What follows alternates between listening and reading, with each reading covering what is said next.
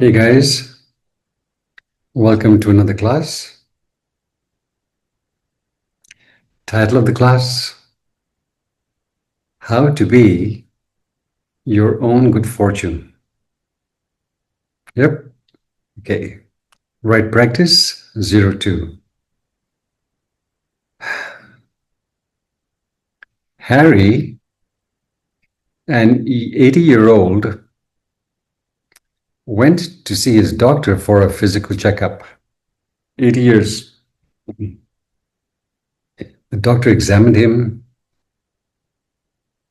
and gave him some advice on how to look after himself a lot better. Yes, boss. Thank you. And Harry scuttled off. A few days later, during his morning jog, the doctor saw Harry in the park walking towards him with his arm around a hot mama, a hot babe, half his age. The doctor was really surprised. So he went up to Harry and said, Harry, I'm really pleased, I'm really amazed to see you in such good shape, buddy. And Harry said to him, just following your advice, Doc. You said, get a hot mama and be cheerful, and that's what I'm doing. Hot mama and be cheerful. The doctor's eyes widened, and he looked at Harry and said, Harry, I didn't say that. I said you have a heart murmur. Be careful. Not get a hot mama and be cheerful. Yes, amazing. It is a huge folly for us to believe it is our external reality and not our state of mind and the actions which flow out of this state of mind which ultimately matters. Not the outer world, inner world, that ultimately matters. Yep. What we think about consistently, we bring about consistently. Let's follow Harry's example, shall we? Hot mama and be cheerful. Okay. Tell me, what has to happen for you to be your own good fortune? What has to happen?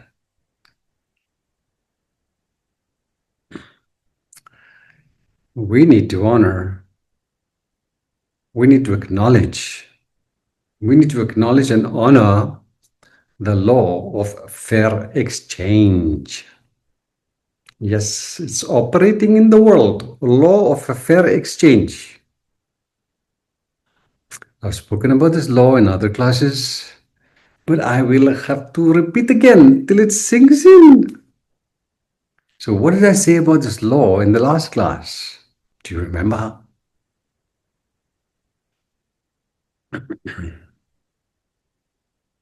The only way that our genie can assist us is if we assist our genie in the first place. Otherwise, no can. It is only when we provide life with the appropriate consciousness that it can give us the bountiful gifts it has in store for us. Without the appropriate consciousness, it cannot give it to us. Yeah? Law of fair exchange.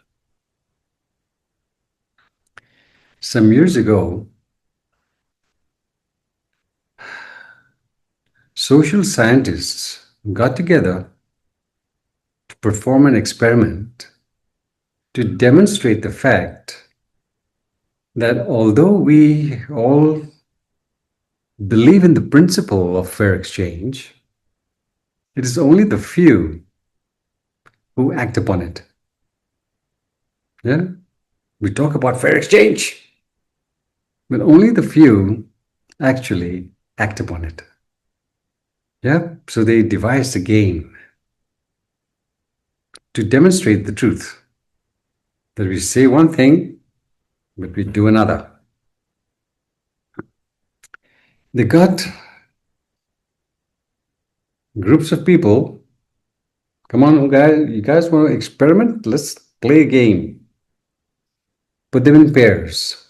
Yeah? A and B. Each pair A and B. A was given $100 US in $10 bills. And the game was this, that A could give to B whatever he wanted, whatever, from this. If B accepted what A gave to him or her, then both get to keep the money. But if B refused, then they have to give the money back to the experimenters. Yeah? Clear rules. A has $100 in $10 notes. B is sitting opposite A, and B has to decide if she is going to accept whatever A gives her. Yeah? If she decides not to accept it, then they lose the money. Nobody gets anything. The money goes back to the people who started the experiment. If B takes the money, whatever A gives, both get to keep it. Yeah? Simple rules of the game. Okay. So here's A. Okay. Let's say I am A. I've got $100 and you're playing with me. And I give you just $20 and I keep 80. Would you accept? Would you accept just $20 from me, knowing that I get to keep $80? Well, unless you are a Fruit Loop, you will not accept, because you are colluding with me to promote my selfish behavior. You are disrespecting yourself. Not a good idea. Okay, suppose I am a little more generous and I give you $40. Would you accept? Well, logic, everyday logic says, hey, I never had $40 before. Might as well take $40. Let them keep 60. Who cares? At least I get $40. Because if I refuse, nobody gets anything. So let me just grab what I can. Would you do that? Some people would. But the majority, almost each and every time, the majority refuse to take the $40. No, not taking it. They would rather lose the $40 than allow A to keep 60. Yep. No matter how many times we might think or we might say that life isn't fair, deep within us we know that it is. Yeah? We know it is fair. And therefore, whenever we are in the position to influence the outcomes, we don't just insist, we demand fairness. We don't just insist upon it, we demand it. And we punish selfish behavior by undermining those who bend the rules in their favor at our expense. Yeah? That's how the world works. No matter how often we might say life isn't fair, ah, God, we know deep within us that it is. And whenever we are in the position to influence the outcomes, we don't just insist upon fairness, we demand it. And we punish selfish behavior by undermining, by sabotaging those who bend the rules in their favor at our expense. Yeah, that's how the game is played in the world. Only in 20% of the cases in this experiment, out of all those people these experimenters gathered, only about 20% offered a fair deal to their partner. Yeah, 50-50. Now, the researchers went further than this little experiment. They tracked these people for 5 years. Yeah, after the experiment, they kept a tab on these people. And what they discovered was eye-opening. Yeah. They discovered that those who had the habit of honoring the law of fair exchange prospered in every area of their life. Personal, professional, social, financial, you name it. Whereas those in that 80% bracket who did not want to acknowledge fair exchange, they were struggling in all areas of their lives. Their health was not good, their relationships were shoddy, difficulties in the workplace. Why? Because they continued to dishonor the law of fair exchange. It is such an important law. We have to take into consideration if we wish to prosper in the world and become our own good fortune. Okay? Right. Here's another example.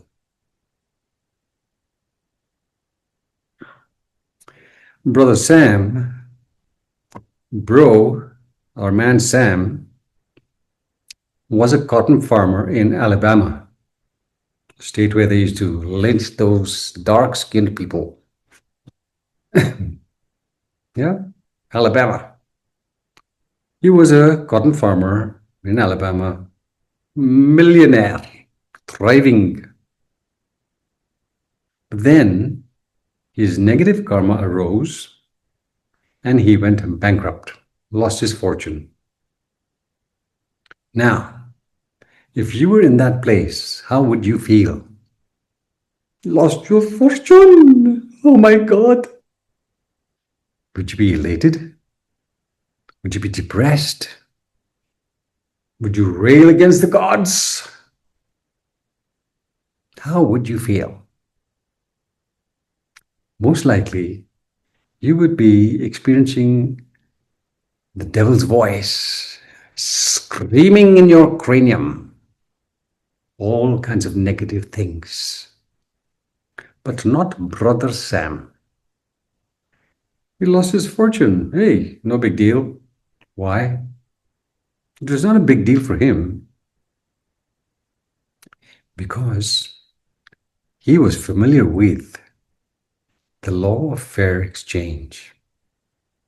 Being totally familiar with the law, being a devotee of this law of fair exchange, he bounced back into millionaire status in just a few years. He knew how to honor the law to get what he wanted. Yeah? He became his own good fortune. He was his own good fortune. So then in the 60s, this happened in the 30s. Yeah? 1930s, when he lost his fortune. Then in the 60s, 1960s, he was on a TV interview. He was on TV, and the host asked him, "Tell us, Sam, what is your secret? How did you do it? What's the way for anyone to be financially successful like you have been?" So Sam said, "My friend, there are just three things we need to do to be successful in any area of our life, whether it is financial, personal, social, health wise, you name it. Just three things that need to be paid attention to, and success is yours." So tell us, Sam, what is that? What are these three things? And what did Sam reveal? Come on, think, think, think. The first thing required to be successful in any area of our life, health wise, finances wise, relationship wise, anything, we need to make the time to discover what exactly we are aiming for, what exactly we would like to achieve, and why. Most people never get down to really doing this deeply enough. Yeah? To say, I want to be happy. I want to retire at the age of 40 and hang out at the beach. That's not really the right goal to be pursuing. Yeah? Pathetic. You're not going to get there. Your why has to be crystal clear, and what you want to achieve has to be crystal clear and uplifting. So, regardless of how long it takes, we need to really dig deep enough to answer these two questions. And here, a mentor, guide, teacher is of great importance, can help us. Okay, that's the first thing. The second thing required, once we're clear what we want to achieve and why we want to achieve it, then, second point, we have to be willing to pay the price for it. If we're not willing to pay the price for it, and the price is not in dollars, the price is in changing our habits. Basically, the price is in becoming a better person, not money. Yeah, we have to be willing to pay the price. If we're willing to pay the price and if we're working towards it, we'll get there. If we're not willing to let go of our bad habits, faulty viewpoints, and other strange realities, we remain in the ditch.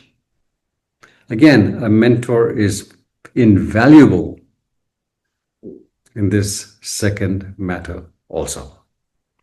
We need the encouragement, we need the support, we need the guidance. And third, also with the mentor close at hand, we have to be willing to put in the hard yards to develop the skill set required, yeah, to achieve what we want. This is part of the willingness to do whatever it takes. Yeah, we have to be willing to pay the price, and we have to pay the price. Third point. And that price is to develop the right skill set. If we don't have the right skill set, we're going nowhere. Nowhere. Okay, three things. Get clear on what you want. Why do you want it? Are you really willing to do what it takes? If it's yes, then do what it takes. Three. Clear? That's called the law of fair exchange. Simple Simon.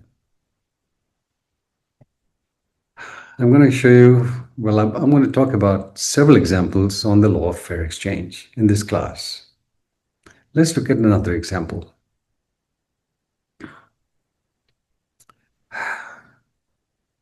Have you ever considered what makes you you? How did you become you?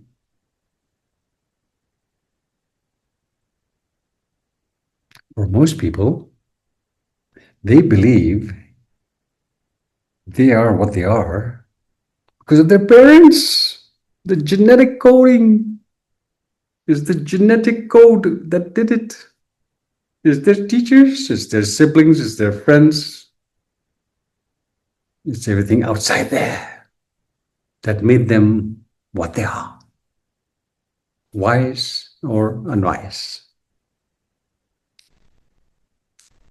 If you're a little wiser, you would say it is your imprints, yeah, the habits, the tendencies, the predispositions you have cultivated over lifetimes. That's what makes you who you are, what you are. But then, if you're wiser than wise, you would say, Master B, I am what I am because I choose to be so. Yes, darling, correct.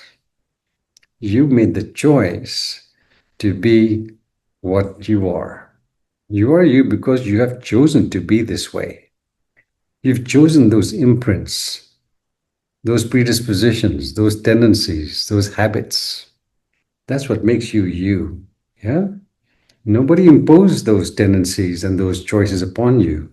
You made the choice. Not your parents, not your teachers, not the Martians out there. No, no. You are responsible for you, nobody else. Yep, and it's time you took that responsibility seriously. Life is not happening to you, life is happening by you, by the kind of person you have chosen to be. When we choose to be misinformed, we suffer. When we choose to be well informed, we prosper. Simple rule of life. Yeah? Okay. Now let's go on to see something fantastic. Have you heard of a fellow called, an American guy called Steve Prefontaine? Well, now you've heard about him. Steve Prefontaine. Check him out on Google. He was an American athlete. Yeah. Middle and long distance runner. He competed in the Olympics in 1972, which took place in Munich, Germany.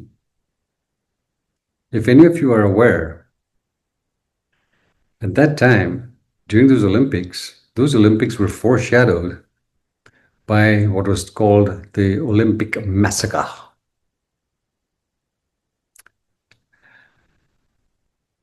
About a dozen Israeli athletes were killed by Palestinian terrorists, organization called Black September. Terrible reality, suffering. Anyway, Steve was there when it was happening. Yeah? Now, Steve had set national records in all the different races from 2,000 to 10,000 meters. Yeah? National records. He was pretty good at what he did. And as he was training for the next Olympics in 76, the poor fellow, his karmic waves ripened, and he died in a car accident at the young age of 24. 24, and he'd achieved so much within those 24 years. Fantastic. What is absolutely fantastic about Steve is that he didn't have the long legs of a runner. Neither did he have the build of a runner. And yet, he chose to excel in this field. And he did brilliantly. Brother Steve chose himself. It wasn't his parents. It wasn't anybody else. Steve became who he was because of his choice to be that way. Yeah, that's the point here.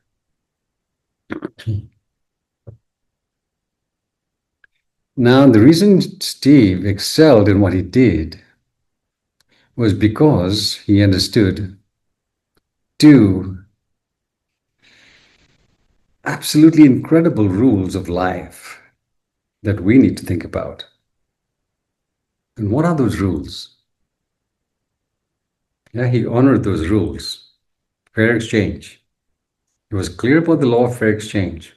That's what made him excel. The first rule he was crystal clear about was that God or nature only helps those who help themselves. We know this rule. Yeah? Nature or God only helps those who are deeply committed to helping themselves. No excuses, no wishy-washy practice. Deeply committed. Then the genie awakens to serve us. If the deep commitment is not there, the genie remains fast asleep. First rule of life. The second rule, which Steve understood very well, law of fair exchange. That we are not here on this planet simply to experience inspiring states and to experience life at its best. Now, that's not fair exchange. We are here to also inspire the same in others. Not only to think about ourselves and our inspiration and our success, we have to also inspire those around us towards those same high aspirations. And Steve did it brilliantly. In those 24 years on the planet, he did it brilliantly. He inspired so many athletes around the world to stretch beyond their limits, their preconceived limits. Check him out on either Netflix, Prime, or Disney. The name of the movie they made on him is called Prefontaine. I believe it is a 1997 movie. Please check it out. Okay, next point. When we are disciplined, yes, we don't like the word discipline, but when we are disciplined and when we privilege the future over the present, we are in possession of a tremendous power to transform our life into a masterpiece. Can do. Yes, yes, can. Once again, when we are disciplined and we privilege the future over the present, we are capable, more than capable, of fashioning our life into a masterpiece. Wouldn't you want that? So what does it mean to privilege the future over the present? What does that mean? We need to have sufficient foresight as to where the hell we're going with the choices we're making in the moment. We need to have sufficient foresight to attend to matters of timeless importance instead of engaging in what is expedient. That's what it means. Yeah. To privilege the future over the present means to give the future great importance because that's where we're heading. Yeah, our destiny. So we need a long-term vision. Where are we going with our life, this precious human birth? And to make sure that we are attending to matters of timeless value instead of engaging in all those trivial things that are simply expedient. Expedient means convenient. Yeah? It's convenient not to wake up in the morning at the time we need to. It's convenient, but does that really serve us? It's convenient to procrastinate on matters of importance, but is it really serving us? It's easy, expedient to criticize and judge and complain, but is that really serving us? No, no, no. Yeah?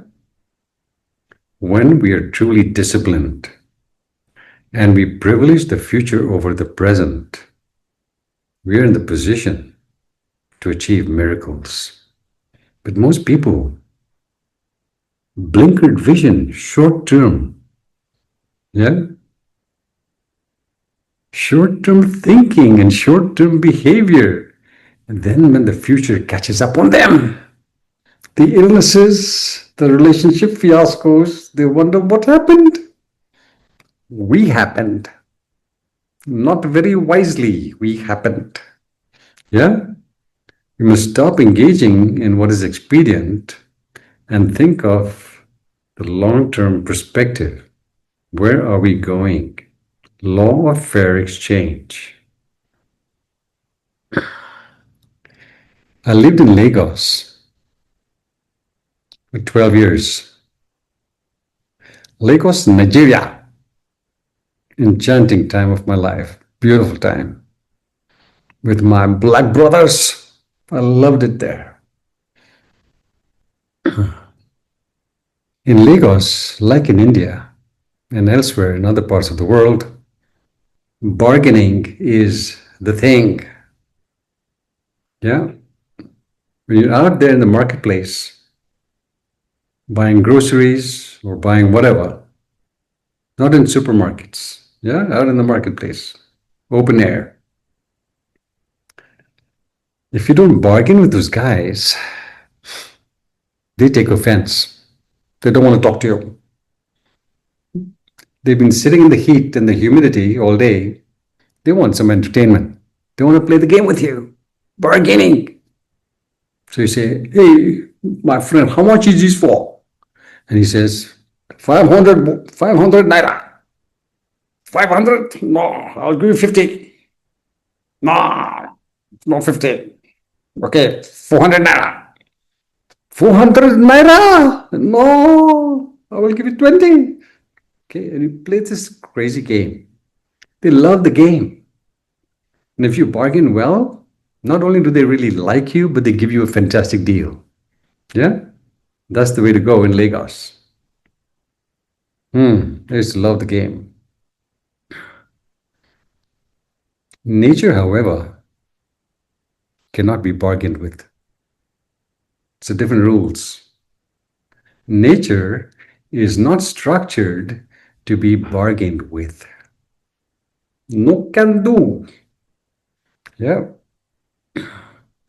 We cannot ask nature to gift us a beautiful life, brilliant, exquisite life on the foundation of bad habits.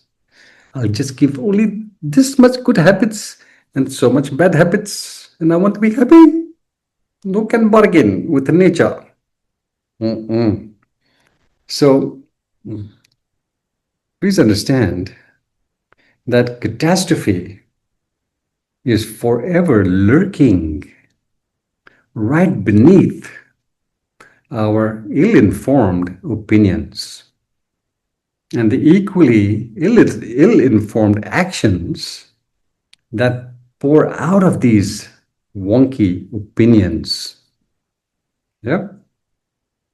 Catastrophe just skin deep, just right beneath our ill-informed opinions and the equally wonky actions that flow out of these opinions. We don't want to go down that road. And yet, countless people engage in carving out their world on the basis of faulty skills. Faulty skills. Yeah, we're making our world on the basis of whatever skills we have at hand. And for most people, what's at hand are faulty skills.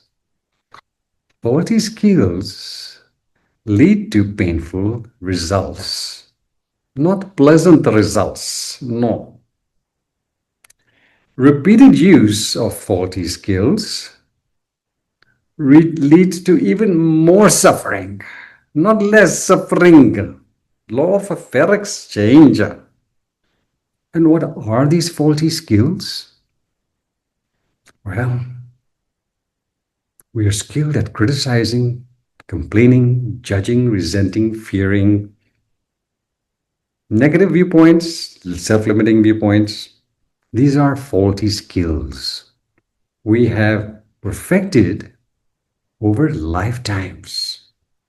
They have not served us before, they're not serving us now, and they're not going to serve us in the future. No can do. Law of fair exchange. Faulty skill, fair exchange, suffering. That's how life is structured. It cannot be bargained with. Yeah?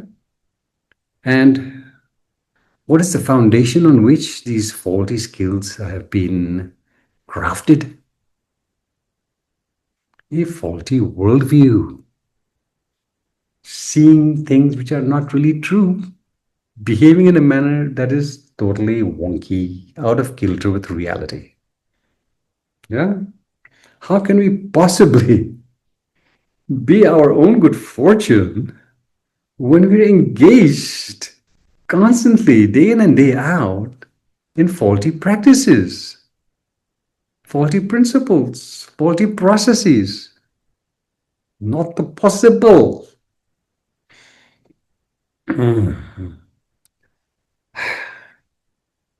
We all have, please understand, we all have a unique and vital role to play in the unfolding destiny of this world.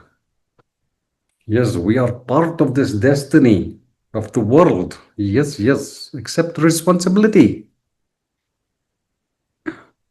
And because we have this unique and vital role to play on this life's theater, world stage, it is our moral obligation to take better care of ourselves in the best possible manner. Moral obligation, we have the responsibility. And how do we do it? By considering the future.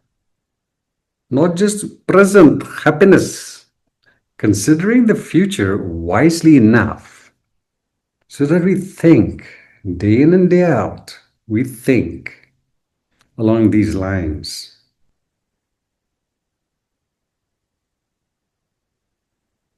What would I look like? What would I feel like if I was to really nurture myself correctly? If I was to really love myself deeply enough to do whatever it takes to craft my life into a masterpiece so that I can be a blessing for myself and those around me. Yeah? We have an obligation. You neglect this obligation to serve the world correctly. I hear them coming, those hounds of hell. And your Nike shoes are not going to help you. No matter how fast you run, you cannot outstrip those hounds of hell. Yep. Once more, we all have a role to play in this world. And the best possible way we can play this role is by perfecting ourselves. Personal refinement. Yes, yes. Disciplined effort. Yes, yes, yes. Yeah. We must never underestimate. We must never, ever underestimate the enormous power of vision and direction that is well placed. Yeah? Because vision and direction that is well placed has that enormous power to enable us. It enables us to transform whatever appears to be an insurmountable obstacle into traversable pathways. Yes. Insurmountable obstacles into traversable pathways that lead to expanding possibilities for gifting our finest to the world. We gift our finest to the world, comes back to us in amplified form. Yep. Once again,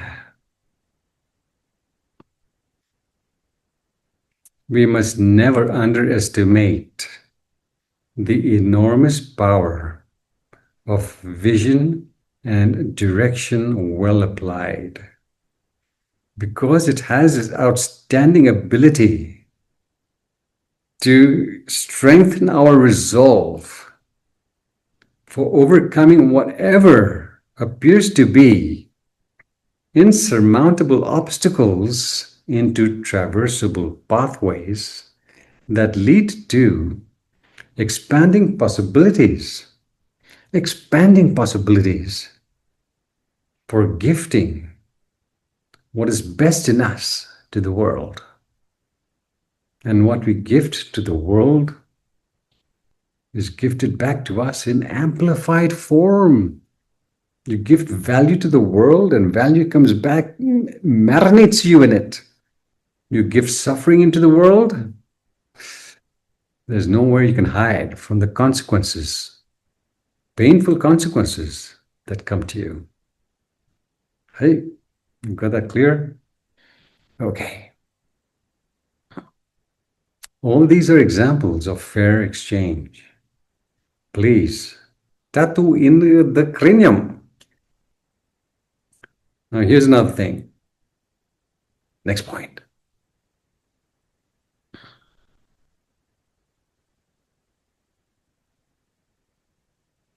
If you were harboring thoughts and feelings that you would not recommend to your parents or to your siblings or to your spouse or to your kids, thoughts and feelings percolating in your consciousness.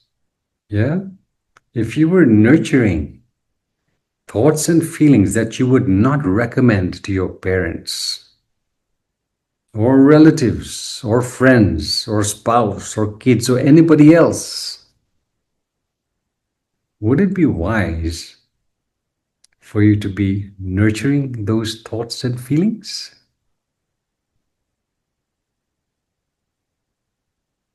Definitely not. Why? Because such thoughts and feelings are making this world a worse place to live in. And they are bringing out the worst in you. That is why you would not recommend it to anybody else. Those negative, dark thoughts and feelings.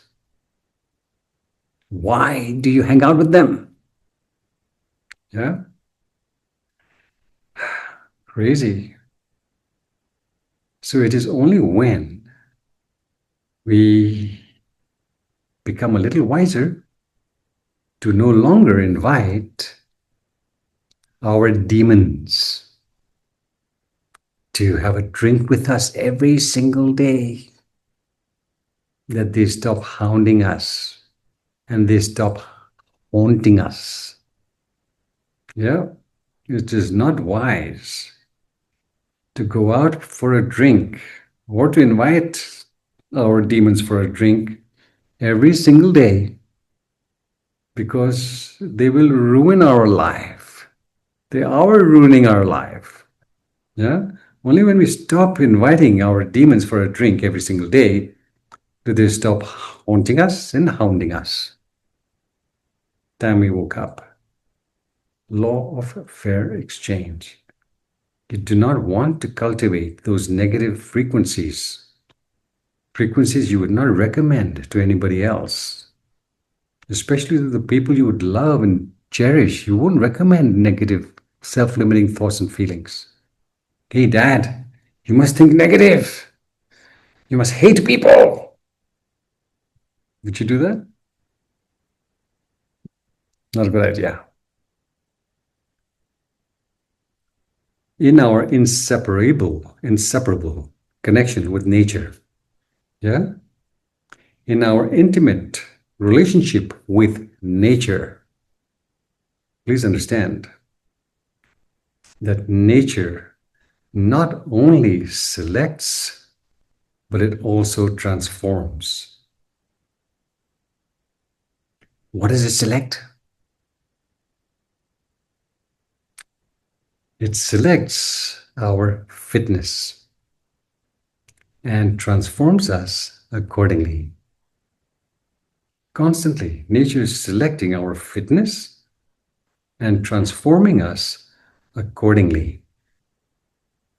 It is selecting how fit we are to receive its blessings. If we are fit, if we qualify for the blessings, it showers it upon us in ample supply. But if we don't pass the grades, if our consciousness is dim and our actions are not noteworthy, exemplary, then there comes the avalanche of suffering. Yeah, why? Because nature cannot be bargained with.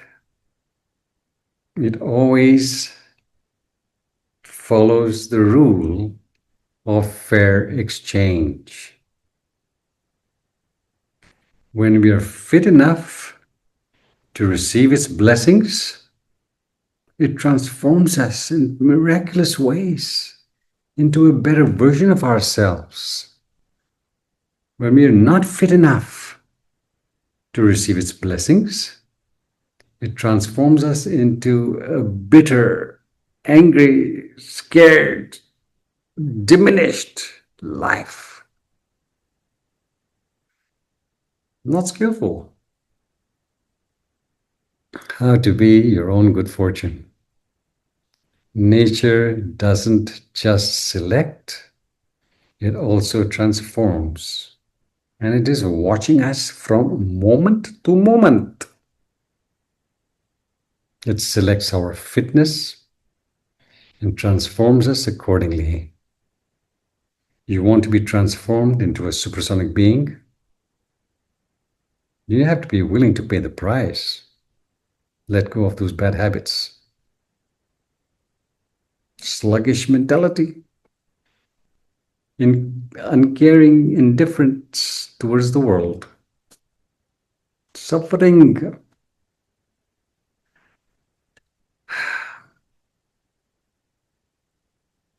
What we are, what we become, what we do, and what we experience is all sum total of our wholesome and unwholesome habits, productive and unproductive habits, extraordinary and ordinary habits. In essence, we don't select our present and future destiny. We select our habits, and it is our habits, our imprints, tendencies, predispositions that select the quality of our present and the quality of our destiny. Got that? Repetition. What we are, what we become, what we do, what we think, what we experience, sum total of our habits, tendencies, imprints, predispositions. Yeah? Wholesome and unwholesome habits, productive or unproductive habits, extraordinary or ordinary habits. Yeah? Extraordinary habits or mediocre habits. In essence, we do not select our present and future reality. We select our habits.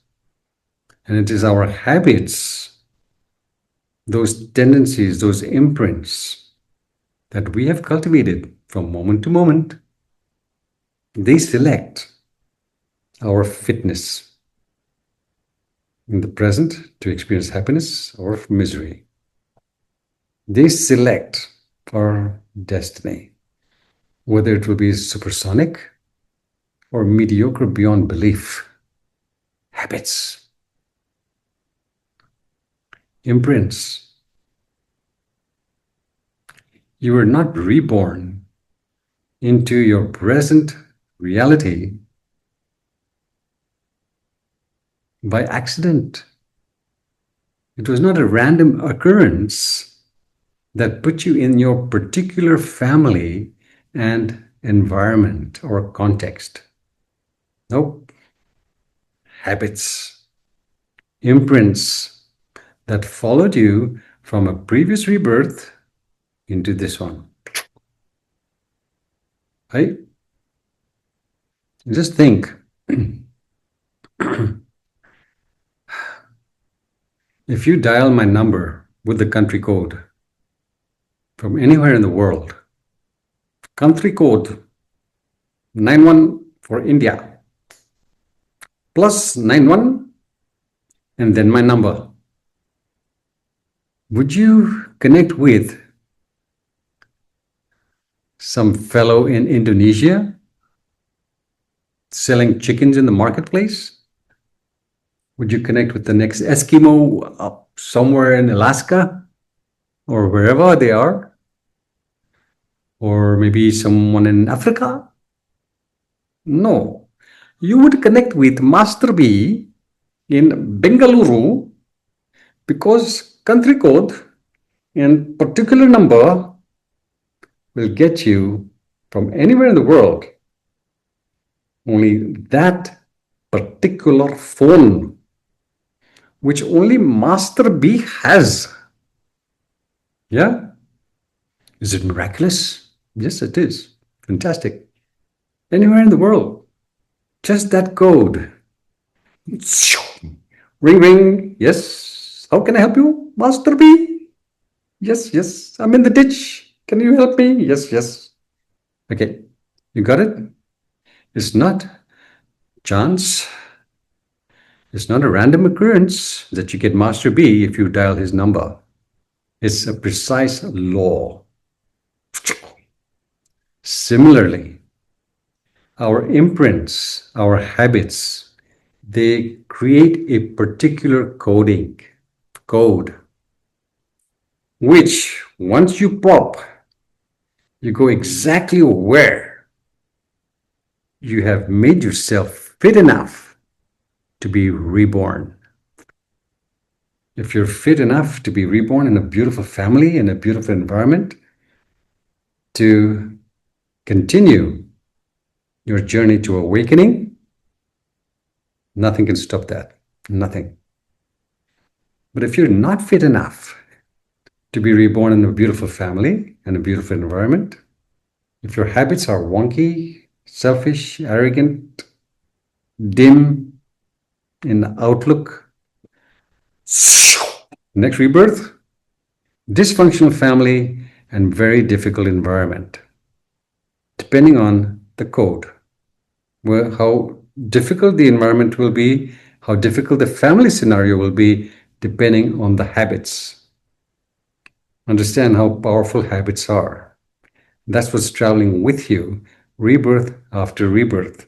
Not your wealth, not your jewelry, not the things you collected on your vacations. Nah, none of that. Imprints, tendencies, one rebirth into another. We want to make sure that the habits are skillful, not painful, not mediocre. They fax you into the next rebirth. You want to make sure you're in the right context when you are reborn. Look around you. So much suffering in the world. You don't want to be reborn in a bad family. Makes life so much more difficult. Understanding, please. Yeah? The law of fair exchange. Dial my number with the right country code. The law of fair exchange. You will get Master B's phone ringing. Ting, ting, ting. Not random, not chance, not accident. Yep. Karma and rebirth, right practice. So when we examine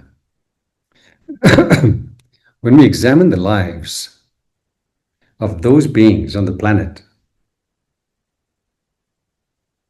who are excelling in the world, not mediocre people, people contributing their finest to the world,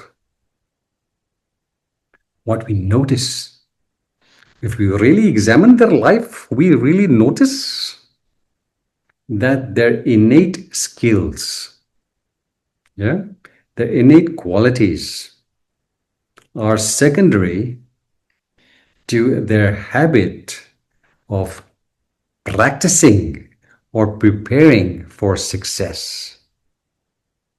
In other words, innate qualities, innate talents always play a lesser role in our achieving greatness, whereas preparation equates with everything. Preparation, the habit of preparing. When we privilege the future over the present, long-term vision, that's when we excel. Secondary, our innate qualities always play a lesser role in achieving greatness, whereas preparation equates with everything. That's what leads to success, exceptional success, exceptional rebirth, exceptional life. Preparation, the habit of preparing, not being unprepared for life. So many people out there unprepared for parenting, unprepared for marriage, unprepared for just being happy and bringing happiness to others. So please tell me, what allows a musician to play enthralling music, captivating music? What allows them to do that? Is their habit, tendency, predisposition, imprint for practicing every single day. Yeah, no goofing off, because their innate genius cannot manifest itself outside of daily practice. Their innate genius, that genie, to awaken that genie, requires the right platform, which is the right practice, for it to show its magnificence. Without the platform called preparation, without the platform called the habit of practicing daily, stretching ourselves daily, we remain amongst the mediocre in the zombie forest. And in the zombie forest, there are creatures we don't want to connect with. It's called illness, the creature of relationship fiascos, the creature called financial disaster in the zombie forest. Don't want to go in the zombie forest. Are you understanding, please? Please, wiki wiki. Law of fair exchange. What allows a musician to play fantastic, enthralling music? The law of fair exchange. Practicing every day. No goofing off eating chips and watching Netflix. No. Small errors, small mistakes, small follies. Synonyms. Yeah, small errors, if they're not corrected soon enough, they not only become major fiascos over time, but these small errors over time become exceedingly difficult to reverse. A lot of complications. We have to put in 10 times the effort to reverse them, 100 times the effort to reverse them. Yeah. Small errors, if not corrected soon enough, they not only become major catastrophes over time, but they're also exceedingly difficult to reverse.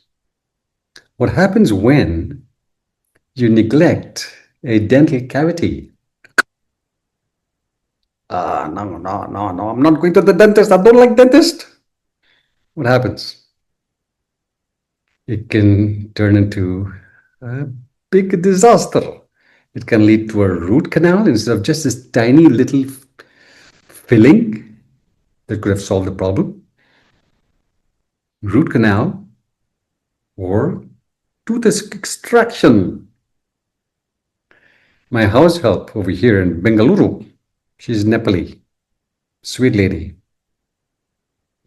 She's had a rough life, rough.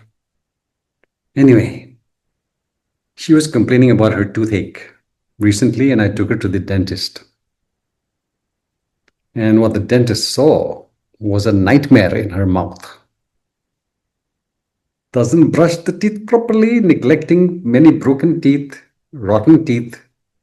He extracted 4 teeth in that one sitting, which were causing her pain. Broken for one was a molar, left side, and he gave it to her in a package, sealed package.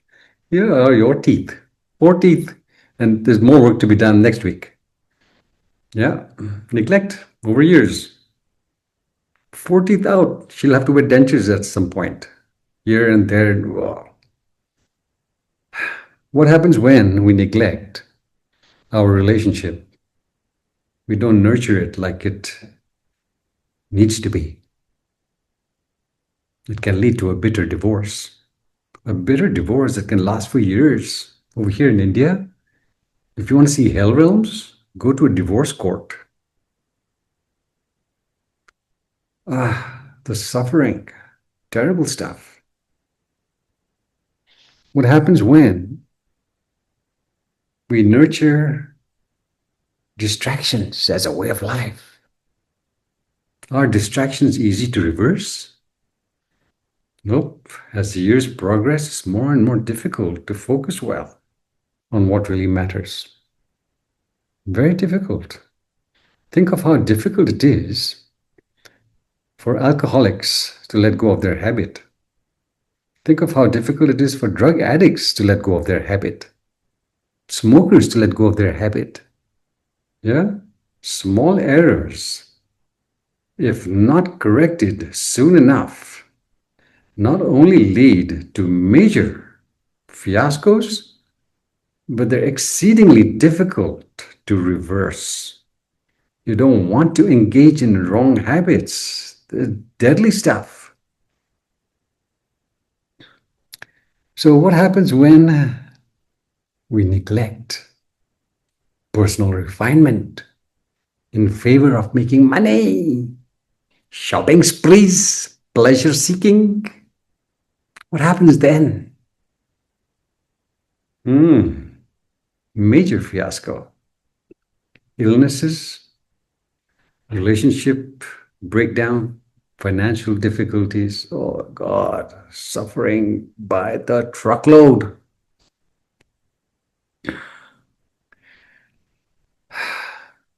Once again, we all have a unique and vital role to play in the destiny of this world, the unfolding destiny of the world. We have a role to play, and it is our moral obligation to take care of ourselves in the best possible manner. Do you know what happens if we don't? What's the consequence? What is the fair exchange if we don't nurture ourselves like we ought to by privileging the future over the present expedient means? What happens? What happens is this: our faulty viewpoints and negative actions which emanate from those faulty viewpoints infect others. Yeah? We're transmitting suffering into the lives of others. And the law of fair exchange will make sure that you will be reborn in a difficult family and environmental context. No two ways about it. Do you want that? Do you want a repetition of your present rebirth? All the difficulties you've had with your parents, with your siblings, with your friends, with your spouse, with your kids? You want a repetition of that? Well, then go for it. Rebirth. It's not death we should be worrying about, because death is only a transition from one place to another. Where are you going to be reborn? That's what you should be worrying about. We have to cultivate the right habits. Otherwise, we are not fit enough to experience life at its best. Nature selects and transforms accordingly. Wake up. Okay, we're coming to close. Here's an exceptionally beautiful story. Years ago in India,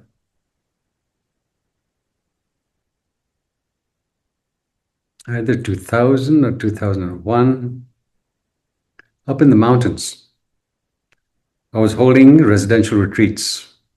Beautiful, beautiful setting. A fellow called Daniel attended a 10-day retreat, residential. Here is his story. Daniel was an Aussie, Australian, lived in a small town in Australia. Sweet fellow, really nice, intelligent fellow. But for whatever reasons, he was reborn in a not pleasant family.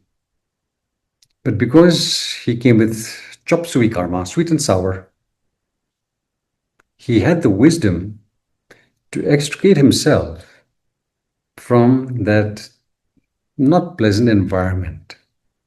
And he felt a longing to better himself. And he found teachers and teachings to improve himself. But in the process of improving himself, he was attracted to alcohol. And he became a little bit alcoholic. Just like you can become a little bit pregnant, little bit alcoholic. In other words, fully alcoholic. Even though he had this desire to wake up, his past imprints were pretty strong. Anyway, he joined AA, Alcoholics Anonymous. And he was a member for 3 years. And he was a pretty staunch member. He was really determined to cut that habit.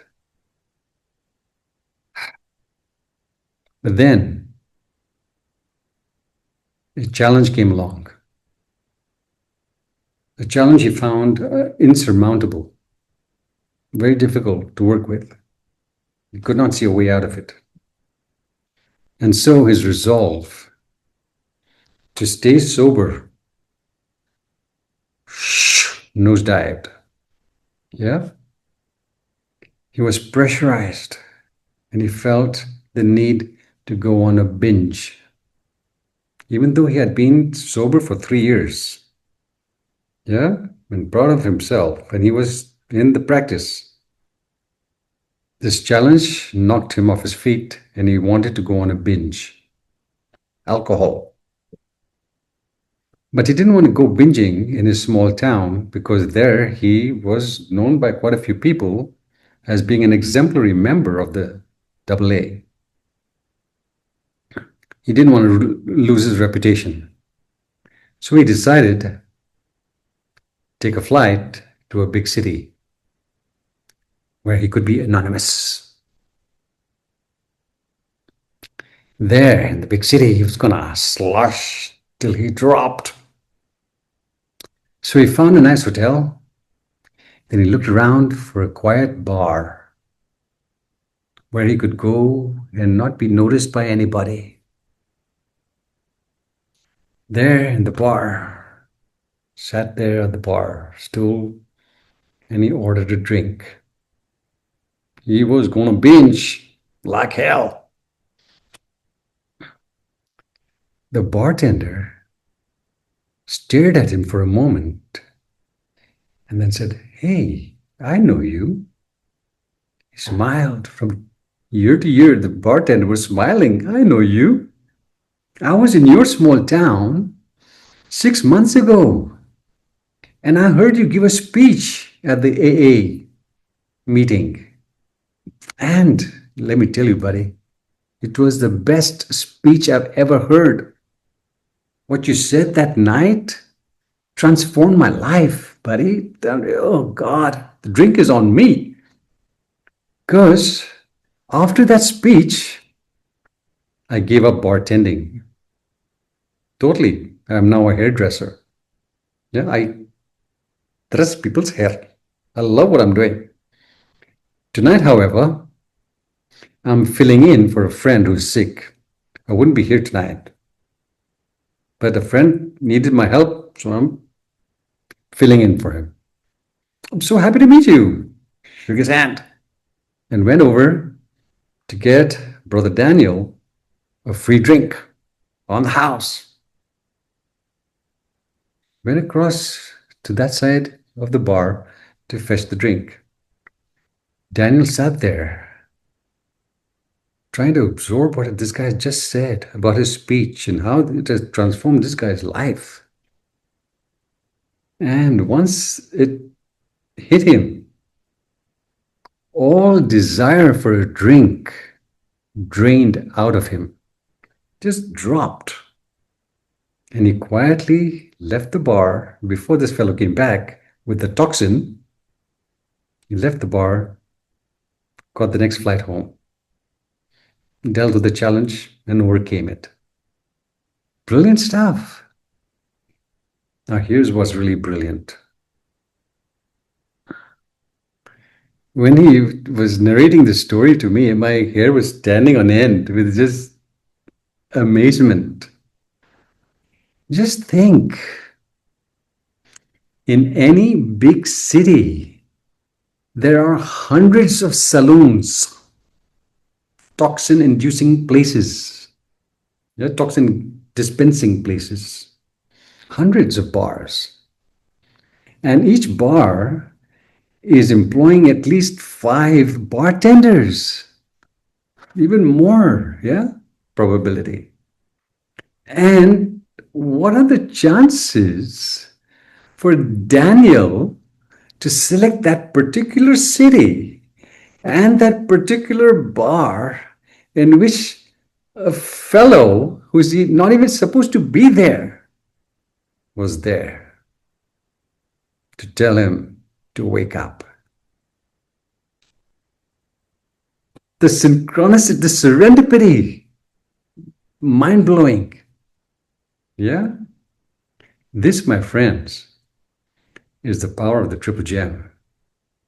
This, my friends, is how nature selects and transforms us in relation to our fitness. And Daniel was fit to be protected and guided by life's benevolence.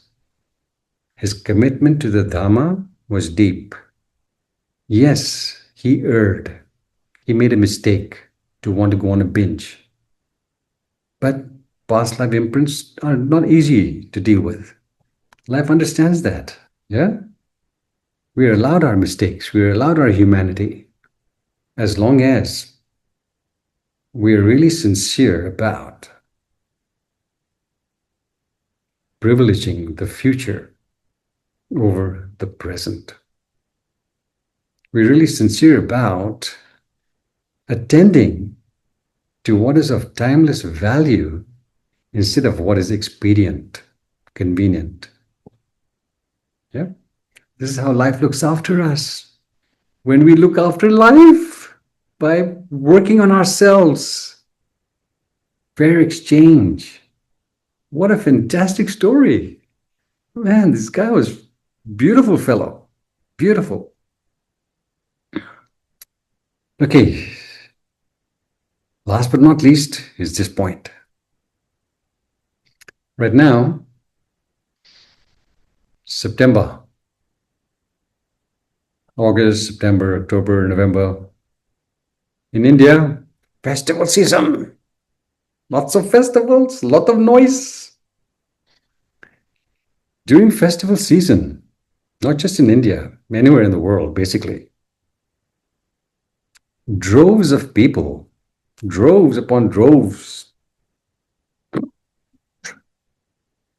they scamper to temples and shrines and synagogues and churches, yeah, to placate the gods. Flower offerings, food offerings, money offerings. God, I love you. Please grant me Ferrari. I want a zebra in the backyard. Whatever. Yeah. Rites and rituals, prayers, and temple hopping from one to the other. But how many prayers are answered? With all that lavish donations to the churches and the synagogues and the temples, how many prayers are answered? Very few. Why? Because nature selects and transforms.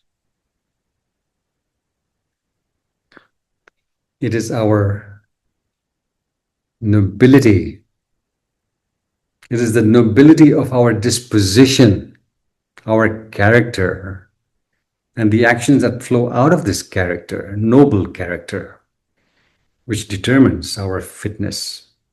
Not the amount of money we throw around in these places. Nah, doesn't work.